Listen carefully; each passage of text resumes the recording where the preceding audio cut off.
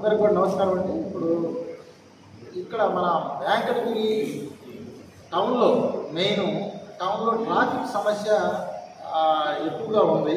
మేము గమనించినటువంటి నేను ఛార్జ్ తీసుకొని దాదాపుగా 20 రోజులు దాటిపోయింది. ఇప్పుడు ప్రజెంట్ ట్రాఫిక్ మీద కొంత దృష్టి సారించడం జరిగింది. ఎందుకంటే మనకున్నటువంటి వెంకటగిరిలో నేరో రోడ్స్ ఉన్నాయి.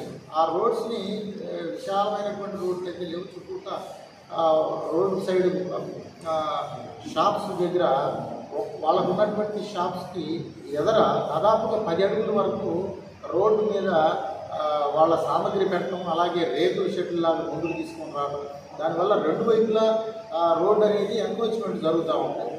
అలాగే దాని ముందు బైకులు కానీ 2 వీలర్స్ కానీ 3 వీలర్స్ కానీ 4 వీలర్స్ కూడా అక్కడ ఆ రోడ్డులో పార్క్ చేయడం వల్ల వెంకడించేటువంటి దారి పొడుగుతో పోయేటువంటి వాహనదారులకు కానీ పబ్లిక్ కానీ చాలా ఇబ్బందికరమైనటువంటి పరిస్థితి ఉంది.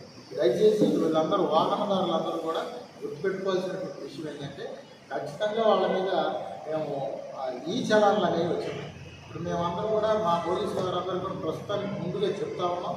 కాబట్టి 2 సార్లు చెప్పిన తర్వాత వాళ్ళకి ఎందుకోకపోతే హోటల్స్ ముందు కానీ, లేకపోతే బ్రాండీ షాపుల ముందు కానివ్వండి, లేకపోతే బట్టల షాపుల ముందు కానివ్వండి, ఇలా దారి పొడుగుతా వాహనాలు అనేవి నిలిపేసేసి వాళ్ళు షాపింగ్కి వెళ్తూ ఉన్నారు. అయితే దీని మీద కొంత జాగ్రత్త తీసుకొని ఆ షాప్కి కొంత రోడ్డుకి మార్జిన్లో ఒక 4 ఫీట్స్ వరకు మార్జిన్లో పెట్టుకుంటే ప్రాబ్లం లేదు. కానీ ఒక వెహికల్కి ఎంత ఒక వెహికల్ అలా పెట్టుకుంటూ రోడ్డుకి సెంటర్ వరకు తీసుకొస్తున్నారు. అది గమనించాము మేము.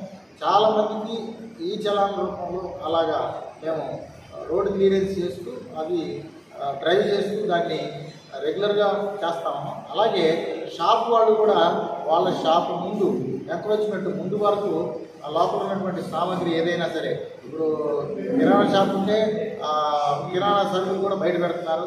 అలాగే ఫ్యాన్సీ ఉంటే ఫ్యాన్సీ టీవీలు, ఫ్యాన్లు, మంచాలు అవన్నీ కూడా రోడ్ల మీద తీసుకొచ్చి పెడతా ఉన్నారు.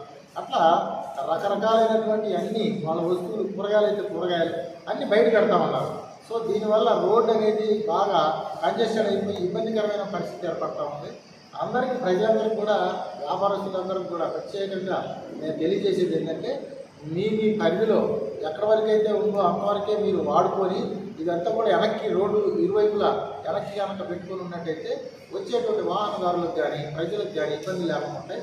అట్లా కాకుండా మీరు అదే పొజిషన్లో ఉన్నట్టయితే వాళ్ళందరి మీద కూడా మనం కోర్టుకి వాళ్ళని సబ్మిట్ చేసి వాళ్ళకి కోర్టు ద్వారా కూడా పనిష్మెంట్ కానీ అలాగే ఫైన్ కానీ ఏది కానీ మేమందరం కూడా చర్య తీసుకోవడానికి మేము సిద్ధమవుతాము.